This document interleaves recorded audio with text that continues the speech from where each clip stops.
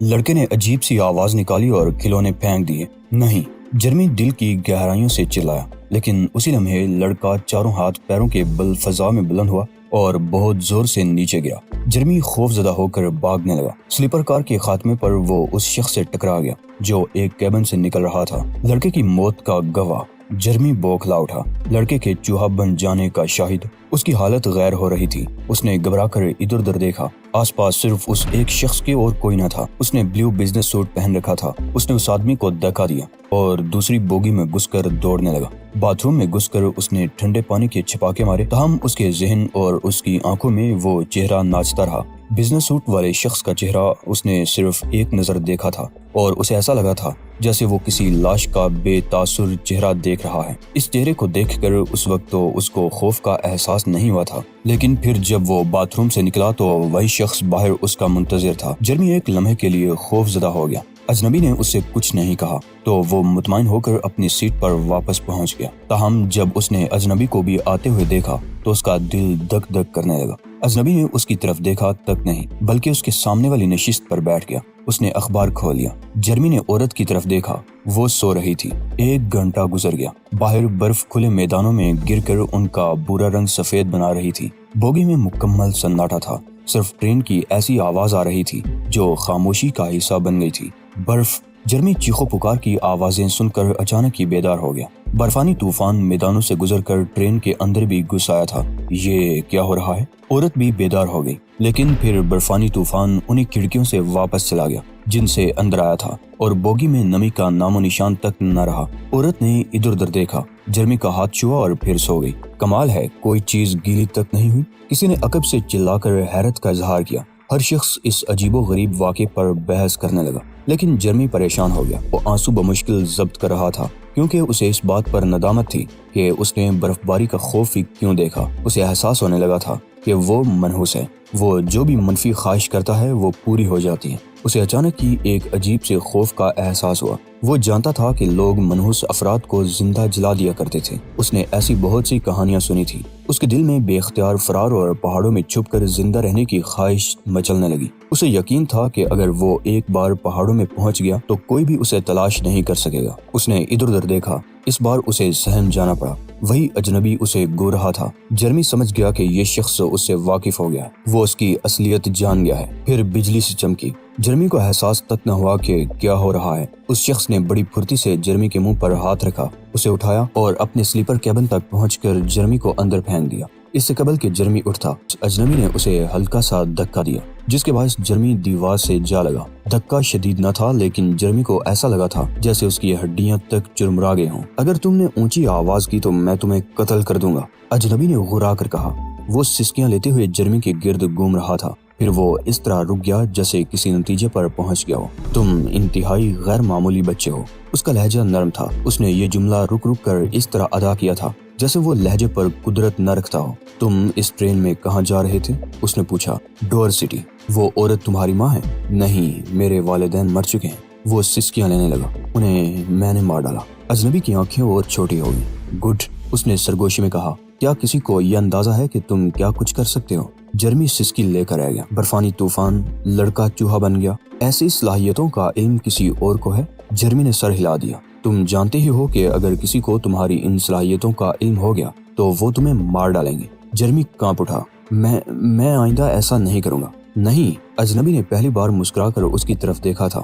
میری طرح تم بھی بہت اچھی طرح جانتے ہو کہ تم اپنی صلاحیتوں پر کنٹرول نہیں کر سکتے۔ اب تم نے برفانی طوفان ٹرین میں بلایا تو اس وقت تم گہری نیند سو رہے تھے۔ رو مت، تمہاری ان صلاحیتوں کا سود مند استعمال کیا جا سکتا ہے، صرف رہنمائی کی ضرورت ہے۔ لیکن ڈور سٹی میں تو وہ لوگ مجھے جیل میں ڈال دیں گے، جرمی نے بڑی بے بسی سے کہا تھا۔ اجنبی دوسری مرتبہ مسکرانے لگا۔ لیکن تم وہاں پہنچو گے ہی نہیں۔ مجھ سے تمہاری ملاقات نے تمہارے مقدر کو بدل ڈالا ہے۔ تم بہت امیر ہو جاؤ گے، تمہیں دنیا میں موجود ہر چیز مل جائے گی، تمہاری ہر خواہش پوری ہوا کرے گی۔ تم ایسی زندگی گزارو گے جو نہ صرف انوکھی ہوگی بلکہ ناقابل شکست بھی۔ تم میری مدد کرو گے، میں تمہاری رہنمائی کروں گا۔ تم کون ہو؟ جرمی کو احساس بھی نہ تھا کہ اجنبی کیا کہتا رہا ہے۔ میں ماسٹر ہوں، اجنبی نے جواب دے کر کھڑکی کا شیشہ توڑا، جرمی کو گود میں لیا اور پھر باہر چھلانگ لگا دی۔ قلعے کی کھڑکیوں سے سمندر نظر آ رہا تھا۔ اس وقت وہ ناریل کے درختوں کے قدم چھونے کی جستجو میں تھا اور ڈچ مین گھنٹوں سے کھڑکی کی سل پر اسی انداز میں بیٹھا ہوا تھا۔ اگر باہر سے کوئی دیکھ لیتا تو اسے یہی احساس ہوتا کہ وہ آرام کر رہا ہے، لیکن ڈچ مین نے ایک پل بھی آرام نہیں کیا تھا۔ وہ انتظار کی کیفیت سے گزر رہا تھا۔ تبھی دروازے پر ہلکی سی دستک ہوئی۔ پرانا دروازہ ہلکی سی آواز کے ساتھ کھلا اور سیاہ بالوں والا ایک شخص جس نے ڈانگری پہن رکھی تھی اندر داخل ہوا۔ اس کے ہاتھ میں سرخ رنگ کا ایک باکس تھا۔ کیا ہے؟ ڈچ مین نے پوچھا۔ خادم کی آنکھیں اس کے ہونٹوں پر جمی رہی تھی۔ وہ مالک کے ہونٹوں کی حرکت سے اس کے احکام کا اندازہ لگا لیا کرتا تھا۔ اس نے سر خم کرتے ہوئے باکس پیش کیا اور پھر اشاروں سے ایسا پیغام دیا جس کے باعث ڈچ مین کا پورا جسم کانپ اٹھا۔ نہیں، یہ جھوٹ ہوگا، ڈچ مین نے دھیرے سے کہا، لیکن اس وقت خادم انگلیوں کی مدد سے فضا میں 2 تصویریں بنا رہا تھا۔ ڈچ مین اس کی انگلیوں اور اشاروں کو بغور دیکھتا رہا۔ ایک نوجوان، وہ اسی نتیجے پر پہنچا تھا، دوسرا بوڑھا مشرقی۔ خادم نے سر خم کیا، قلم اٹھایا اور چاول سے بنے ہوئے کاغذ پر لکھنے لگا۔ وہ آگے ہیں۔ خادم نے بمشکل اور بڑے حروف میں یہ لکھا تھا۔ اس نے کاغذ مالک کو پیش کیا، سر 2 مرتبہ تیزی سے خم کیا اور کمرے سے نکل گیا۔ باہر اب پورے چاند کی چاندنی چٹک رہی تھی اور اندر ڈچ مین باکس کو گو رہا تھا۔ اس کی خواہش تھی کہ انگلیوں کی کپکپاہٹ ختم ہو جائے۔ جب انگلیوں کی یہ تھرتھراہٹ دور ہو گئی تو اس نے باکس اوپر اچھالا، دایاں ہاتھ بلند کیا، باکس نیچے آیا اور جو ہی انگلیوں کی زد میں آیا، انگلیاں ہلی، کلائی حرکت میں آئی اور باکس فضا ہی میں کرچی کرچی ہو گیا۔ اس میں سے ایک لفافہ نکل کر فرش پر گرا اور ڈچ مین نے اسے اٹھا لیا۔ آخر مل ہی گیا، اس نے لفافے کو سینے سے لگا کر کہا۔ وہ اٹھا۔ پہلے اسے اپنے سینے کے گرد زنجیروں کی بندش کا سا احساس ہو رہا تھا، لیکن اب سینہ آزاد لگ رہا تھا۔ وہ دروازے تک گیا جہاں چوکھٹ سے باہر خادم منتظر تھا۔ یہ لفافہ ان 2 میں سے بوڑھے کے پاس پہنچا دو، اس کا نام اوشان ہے۔ خادم قلعے پر چھائی ہوئی رات میں سے گزر گیا تو ڈچ مین ایک اور کمرے میں داخل ہوا۔ یہاں اس نے ایک پوشیدہ پینل کو ہلایا تو ایک خفیہ کمرے کا دروازہ نمودار ہو گیا۔ یہاں 2 خوبصورت طلائی محرابوں کے نیچے ایک چھوٹا سا چوکور باکس رکھا ہوا تھا۔ محرابیں ایسی تھیں جیسے معبدوں میں ہوتی ہیں۔ ڈچ مین باکس کے سامنے 2 زانو ہو کر بیٹھ گیا۔ تاریکی کے مالک، اس نے دعائیا انداز میں سر جھکا لیا، ان دونوں کو میرے پاس بھیجنے پر میرا نذرانہ تشکر قبول کر۔ ان کی آمد قبل از وقت صحیح، لیکن میں دعا کرتا ہوں تو مایوس نہیں ہوگا۔ تیری خواہش میرا حکم ہے۔ میں کسی خوف کے بغیر موت کو گلے لگانے کے لیے تیار ہوں۔ میرا انتقام لیا جائے گا میرے مالک۔ انتظار کی گھڑیاں ختم ہو چکی تھی۔ ٹائیگر کمر کو مضبوط بنانے کی ورزش کر رہا تھا۔ ورزش عام سی تھی، اسے کھاڑی سے 40 فٹ نیچے پیٹ کے بل سمندر میں کودنا تھا۔ نہیں، اوشان نے ساحل سے چلا کر کہا۔ اس کے دبلے پتلے بازو مسلسل ہل رہے تھے۔ وہ اس وقت 1920 کے ایک شوخ رنگ باتنگ سوٹ میں تھا۔ فوراً واپس آ جاؤ۔ ٹائیگر منہ بنا کر ٹخنوں پانی میں چلتا ہوا واپس آنے لگا۔ اس کے پیٹ کا رنگ ادا ہو رہا تھا۔ اوشان دونوں ہاتھ سینے پر باندھ کر کھڑا ہو گیا۔ اس کے دونوں پیر 80s انداز میں پھیلے ہوئے تھے اور اس کی داڑھی کے چند بال تیز ہوا کے باعث مسلسل لہرا رہے تھے، انتہائی باعث شرم۔ وہ چلانے لگا، تمہارا پورا جسم بھیگ رہا ہے، تم باعث ننگ بھی ہو۔ ٹائیگر نے کچھ کہنا چاہا۔ تم کسی پتھر کی طرح پانی میں داخل ہوتے ہو احمق۔ اوشان بہت غصے میں تھا۔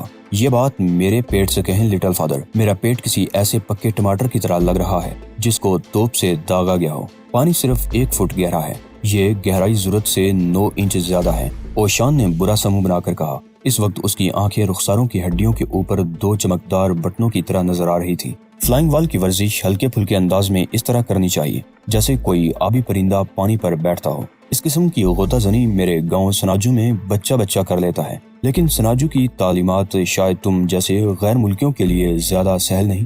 لٹل فادر، میں سناجو کی تعلیمات پر ہی عمل پیرا ہوں، ٹائیگر نے تلخ انداز میں جواب دیا، لیکن میں آبی پرندہ نہیں بن سکتا۔ جب میں 100 میل فی گھنٹہ کی رفتار سے پانی پر گرتا ہوں تو پیٹ میں اینٹھن سی محسوس ہونے لگتی ہے۔ ویسے بھی ٹائیگر کا لہجہ اچانک ہی خوش آمدانہ ہو گیا۔ ہم چھٹیوں پر ہیں نا؟ اگر تم کو آرام کی اتنی ضرورت ہے تو پھر تم کچھ نہیں کر سکتے، تمہیں چیلا کے پاس ہی رہنا چاہیے تھا۔ چیلا؟ ٹائیگر حیرت سے اس کی طرف دیکھنے لگا۔ ہاں، وہی آدم خور شیرنی جس نے تمہیں بیل کی طرح موت رکھا تھا۔ اوشان کا اشارہ شیلا فن برگ کی طرف تھا۔ ٹائیگر جھیپ سا گیا، لیکن اس نے فوراً ہی پینترا بدل لیا۔ ویسے اگر بہرام کو ہمیں چھٹی ہی دینی تھی تو سناجو جانے کی اجازت دیتا، بلا ایک غیر ملکی سے اور کیا توقع کی جا سکتی ہے۔ میرا خیال ہے کہ عظیم آقا نے یہی اندازہ لگایا ہوگا کہ تم سناجو جانے کے اہل نہیں ہو۔ اس نے تمہیں تعطیلات کے لیے نہیں، سزا کے لیے ایسے دور افتادہ اور ویران مقام پر بھیجا ہے۔ سینٹ مارٹن دنیا کے حسین ترین ساحلوں میں سے ایک ہے، ٹائیگر نے جواب دیا۔ کم از کم سناجو کے پتھریلے تپتے ہوئے اور ویران ساحل سے زیادہ اچھا ہے۔ تم، اوشان قہر آلود لہجے میں بولا، تمہیں سناجو کی توہین کرنے کی اجازت کس نے دی؟ آخری مرتبہ جب ہم وہاں گئے تھے تو وہاں کے احمق لوگوں نے مجھے قتل کرنے کی کوشش کی تھی۔ کیا آپ کو یہ یاد نہیں رہا لٹل فادر؟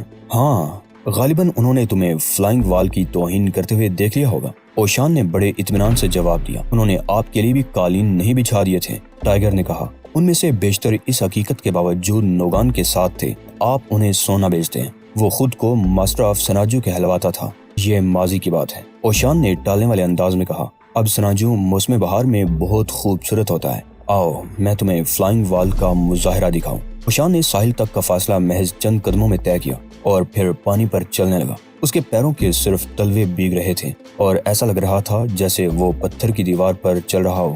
اس کے چلنے کا انداز بھی عام سا تھا، دونوں ہاتھ پہلوؤں میں جوڑ رہے تھے اور ٹائیگر محبت بھرے انداز میں اسے دیکھ رہا تھا۔ اسے اس بوڑھے شخص سے دلی محبت تھی جس نے اسے عام انسپیکٹر سے ٹائیگر بنا ڈالا تھا۔ ٹائیگر کے نزدیک اوشان ہی سناجو تھا، جس میں سناجو کی تمام عظمتیں یکجا ہو گئی تھی۔ وہ فلائنگ وال سیکھنا چاہتا تھا۔ پھر اس نے اوشان کو کھاڑی پر چڑھتے ہوئے دیکھا۔ اوشان 50 فٹ کی بلندی پر پہنچا۔ اس وقت وہ کسی پرندے کی طرح لگ رہا تھا۔ پھر یہ پرندہ کھاڑی سے اڑ کر نیچے آنے لگا۔ ٹائیگر کی نظریں اس پر جم گئی۔ اوشان بڑے پروکار انداز میں پیروں کے بل پانی پر اترا اور دوڑنے لگا۔ پھر جب وہ واپس آیا تو اس کے تلوے ہی بھیگے ہوئے تھے، پورے جسم پر پانی کا ایک قطرہ تک نہ تھا۔ شاندار، ٹائیگر نے مسکرا کر خراج تحسین پیش کیا۔ یہ وزن کا تناسب اور توازن برقرار رکھنے کا مسئلہ ہے میرے بچے۔ اوشان نے اپنی تعریف سے خوش ہو کر جواب دیا۔ اب میں چائے پینے کے لیے واپس جانا چاہتا ہوں۔ یہ کہتے ہوئے اوشان نے باتھنگ سوٹ پر ایک ریشمی لبادہ ڈال دیا جس کی پشت پر سناجو کی مخصوص تلوار بنی ہوئی تھی۔ ٹھیک ہے، آپ چائے پیئیں، میں 2 مرتبہ فلائنگ وال کی مشق کروں گا۔ 2 مرتبہ نہیں، تم 10 مرتبہ اس کی مشق کرو گے، اوشان نے بڑی سنجیدگی سے اسے حکم دیا۔ ٹائیگر بوکھلا گیا۔ یقین کریں لٹل فادر، اب کے سوا کوئی بھی ایک ہی وقت میں 10 مرتبہ ایسی ورزشیں نہیں کر سکتا، اور اگر کوشش کرے گا تو راہ ملک عدم ہو جائے گا۔ پھر بھی کوشش ضرور کرو۔ اگر اس کوشش میں تم راہ ملک عدم ہوئے تو پھر تم سے جنت میں ملاقات کروں گا۔ اور ہاں، کوسی موڑ کاٹتے ہوئے سانس لینا نہ بھولنا۔ 10 مرتبہ۔ ٹائیگر پیٹ پر ہاتھ پھیرنے لگا اور اوشان اس ویلا کی طرف بڑھ گیا جو بہرام نے اس کے لیے بک کرایا تھا۔ یہ عجیب بلکہ حیرت انگیز بات تھی کہ بہرام نے نہ صرف انہیں تفریح کرنے کی اجازت دی تھی بلکہ خود ہی سینٹ مارٹن جانے کی تجویز رکھی تھی۔ عام حالات میں اس نے کبھی ان کے لیے پورا ویلا بک نہیں کرایا تھا، ہوٹل کے 2 کمرے ہی کافی ہوتے تھے، لیکن اس بار بہرام کے دریائے سخاوت نے جو جوش مارا تھا، اس کا نتیجہ ایسے انتہائی نفیس ویلا کی بکنگ میں نکلا تھا جس کا اپنا نجی ساحل تھا اور جس میں خادم بھی تھے۔ یہ بالکل ایسا ہی تھا جیسے بہرام اچانک 1000 پا بڑی رغبت سے کھانے لگے۔ ٹائیگر نے کھاڑی پر پہنچ کر بہرام کے بارے میں اپنی ان سوچوں کو ذہن سے جھٹک دیا۔ اب وہ مزید اوپر چڑھنے کی کوشش کر رہا تھا۔ اس کی انگلیوں کی پوریں اسے سنگی دیوار کی طرح کھینچ رہی تھی جبکہ پیر بڑی سبک رفتاری سے اوپر چڑھا رہے تھے۔ اوپر پہنچ کر اس نے اوشان کی شاندار ڈائیو کے علاوہ ہر خیال کو ذہن سے کھرچ کر پھینک دیا۔ اس کے ساتھ ہی اس نے ڈائیو لگا دی۔ اس کا جسم کسی بہترین ایتھلیٹ کے جسم سے بھی بہتر تھا۔ جسم کی رہنمائی کے خودکار نظام نے ڈائیو کے وقت ہی کام کرنا شروع کر دیا تھا۔ اس کے بازو کسی پرندے کے پروں کی طرح ہل رہے تھے۔ وہ فضائی بمر بھی محسوس کر رہا تھا۔ ہوا کے تھپیڑوں سے اسے کوئی پریشانی نہ تھی۔ وہ اب بہت تیزی سے نیچے سمندر کے سینے کی طرف گر رہا تھا۔ تبھی پانی نے بڑی نرمی سے اسے چھوا، لیکن اسی لمحے اس نے اینجل فش کے ایک گروہ کو ایک زیر آب چٹان کے اندر گھومتے ہوئے دیکھا۔ یہاں نوکیلے پتھر تھے اور ان پر اتنی بلندی سے گرنے والے کسی بھی جسم کا کیما بن سکتا تھا۔ ٹائیگر نے آخری لمحے میں ان نوکیلے پتھروں سے بچنے کے لیے جسم کو ہلکا سا جھٹکا دیا تو وہ کسی تیز رفتار کشتی کی طرح ساحل کی طرف پھسل گیا۔ شاندار، ٹائیگر نے فاتحانہ انداز میں نعرہ لگایا۔ ابھی 9 مرتبہ اور۔ ویلا کے اندر سے زوردار للکار سنائی دی۔ ٹائیگر غسل آفتاب لے رہا تھا، اس کی آنکھیں بند تھیں۔ دوپہر کے سورج کی تمازت اس کے عضلات اور اعصاب کو بڑی راحت بخش رہے تھے۔ اگرچہ 10 مرتبہ کی جانے والی اس ورزش نے اس کو تھکا دیا تھا، لیکن اس نے مزید 4 مرتبہ یہ ورزش کی تھی اور اب 14 مرتبہ مسلسل کامیابی کے بعد وہ گہری نیند سونا چاہتا تھا۔ اسے نہ جانے کیوں ماضی یاد آ رہا تھا۔ ابھی وہ سرگوش، اوشان اور بہرام کی مثلث پر غور کر ہی رہا تھا کہ اسے بند آنکھوں کے سامنے کوئی سایہ محسوس ہوا۔ اس نے آنکھیں کھول دی اور پھر لیٹا ہی رہا۔ اس کے سامنے بکنی ٹاپ میں ملبوس ایک لڑکی کھڑی ہوئی تھی۔ تم یہاں دھوپ سے جل کر مر جاؤ گے، لڑکی مسکراتی ہوئی ٹائیگر سے مخاطب ہوئی۔ کیا؟ یہ لڑکی نے جھک کر اس کے بازو پر انگلی رکھی، دبائی اور ہٹا لی۔ اس نے جس جگہ انگلی رکھ کر ہٹائی تھی وہاں گلابی دھبا نمودار ہو گیا تھا۔ سورج بہت ظالم ہے، تمہاری کھال جلا رہا ہے، تم اندر چلے جاؤ ورنہ سن برن بہت شدید ہو جائے گا۔ ٹائیگر نے پہلی مرتبہ لڑکی کو بغور دیکھا۔ وہ بہت خوبصورت تھی۔ اس کے بال گیلے تھے جن سے پانی کے قطرے ٹپک رہے تھے۔ اس کی آنکھیں سبز تھیں اور لمبی لمبی پلکوں کے نیچے چمک رہی تھی۔ تم تجربہ کار سیاح لگ رہی ہو، ٹائیگر نے مسکرائے بغیر تبصرہ کیا۔ نہیں، میں یہیں رہتی ہوں، میرا نام فیبین ڈی لا سوبائز ہے، لڑکی نے اپنا ہاتھ بڑھاتے ہوئے تعارف کرایا۔ شہزاد، ٹائیگر نے سر ہلا دیا۔ امریکی ہو؟ نام سے تو نہیں لگتے۔ ہاں، ٹائیگر نے ذومانی جواب دیا۔ میں فرانسیسی ہوں، لیکن یہاں جزیرے میں ہم سب کا تعلق سینٹ مارٹن سے ہے۔ خوش آمدید۔ لڑکی نے اس کے ہاتھ کو دوستانہ انداز میں جھٹکا دیا۔ وہ ہاتھ کھینچ رہی تھی لیکن ٹائیگر فوراً کھڑا ہو گیا۔ میں امریکی ہوں اور تم فرینچ، ہم میں بہت سی باتیں مشترک ہوں گی، ایک دوسرے سے ملنے جلنے میں کوئی حرج تو نہیں؟ لڑکی نے ٹائیگر کو بغور دیکھا۔ اس کی آنکھوں میں چمک اور تیز ہو گئی۔ وہ ٹائیگر کی کلائیوں سے بہت زیادہ متاثر نظر آ رہی تھی۔ کیوں نہیں؟ وہ دل نواز انداز میں مسکرانے لگی۔ آج رات میرے گھر آ جاؤ، تفصیل سے باتیں کریں گے۔ آج رات؟ ٹھیک ہے۔ اسی لمحے برتنوں کے گرنے کی آوازوں کے باعث ٹائیگر ولا کے کچن کی طرف متوجہ ہو گیا۔ وہاں سے ایک سیاہ فام موٹی عورت ایک فرائی پان کو لکڑی کے چمچے سے بجاتی ہوئی چلی آ رہی تھی۔ وہ ان دونوں کو گور کر بولی، میرا خیال تھا کہ تم اندر جا چکے ہوگے، تمہیں 5 گھنٹے ہو چکے ہیں، اس طرح تو تم چنوں کی طرح بن جاؤ گے۔ فیبین ڈیلا سوبائز سیاہ فام عورت کو دیکھ کر مسکرانے لگی۔ فیبی، سیڈونی نے ٹائیگر کے بازو پر ہاتھ مار کر کہا، تم اس اچھی لڑکی سے کیا راز و نیاز کر رہے ہو؟ میرا خیال ہے کہ اسے ورغلا کر امریکہ بگا لے جانے کی کوشش میں ہو۔ یہ کہہ کر اس نے فیبین کے 2 زوردار بوسے لے لیے۔ شہزاد سے میری ملاقات ابھی ہوئی ہے، مجھے تو یہ بہت نفیس مرد لگا ہے سیڈونی۔ سیڈونی نے ہلکا سا کہکہا لگا کر ٹائیگر کو آنکھ ماری۔ ہاں، سفید فاموں میں بہرحال یہ اچھا شخص نظر آ رہا ہے۔ یہ کہتے ہوئے اس نے چمچہ ٹائیگر کی پشت پر مارا۔ ارے! ٹائیگر نے سیڈونی کے بازو پر نوچ کر احتجاج کیا۔ تم میرے پیچھے کیوں پڑ گئی ہو؟ اس لیے کہ تم اچھے مگر بے پرواہ بچے ہو، سیڈونی نے بڑی محبت سے کہا۔ چلو، کھانا تیار ہے۔ وہ فیبین کی طرف پلٹی اور اس نے نہ جانے کیا کہا۔ ٹائیگر کے کان ہو ہی ڈالو واوی ٹی نانو مائی ہے سن سکے۔ اس جملے کا مطلب نہیں نکل سکا۔ ہی ہو ڈائی ہو نو، فیبین نے کہکہا لگا کر جواب دیا۔ میں سمجھا نہیں معزز خواتین، ٹائیگر بڑی بے چارگی سے بولا۔ سیڈونی کا کہنا ہے کہ تم بورے چاولوں کے سوا کچھ اور نہیں کھاتے شہزاد۔ فیبین نے مسکرا کر کہا۔ نہیں، ٹائیگر نے فوراً تردید کی۔ میں بطخ کھاتا ہوں اور مچھلی بھی، اور ابلی ہوئی بطخ اور مچھلی۔ سیڈونی منہ بنا کر بولی۔ ان جنونیوں کو ہمیشہ یہ خیال رہتا ہے کہ وہ جو کچھ کھا رہے ہیں اس میں وٹامنز برقرار ہیں، خواہ کھانا کتنا ہی بد ذائقہ کیوں نہ ہو۔ اور میں نے سیڈونی کو بتا دیا ہے کہ میں بورے چاول پکانے کی ماہر ہوں۔ فیبی نے مسکرا کر ٹائیگر کا ہاتھ تھام لیا۔ کچی مچھلی بھی پکاتی ہوں؟ تم بھی؟ ہاں، آج رات کے کھانے پر دیکھ لینا، میرا ڈرائیور 7 بجے تمہیں لینے کے لیے آ جائے گا، تم جب تک چاہو اسے انتظار کرا سکتے ہو۔ فیبین کی آنکھوں میں نہیں بلکہ لہجے میں بھی شہد امڑ آیا تھا۔ میں 7 بجے تیار ملوں گا، ٹائیگر نے اسے یقین دلایا، جس پر وہ کھل اٹھی۔ اس نے دونوں کو الوداع کہا اور واپس چلی گئی۔ ٹائیگر چند لمحوں تک اس کی چال دیکھتا رہا۔ وہ جس طرح چل رہی تھی اس سے صاف ظاہر تھا کہ ٹینس اور شاہ سواری اس کا شوق ہے۔ اب تم بھی اندر جاؤ، سیڈونی نے ٹائیگر سے کہا۔ شریف بوڑھا اپنے کمرے میں ٹی وی دیکھ رہا ہے اور لنچ تیار ہے۔ وہ اسے کچن میں لکڑی کی بڑی سی میز پر لے گئی۔ اس کے سامنے بورے چاولوں کا پیالہ اور گرین ٹی رکھ کر اس نے اپنے لیے کالی چائے انڈیلی اور ٹائیگر کے ساتھ والی کرسی پر بیٹھ گئی۔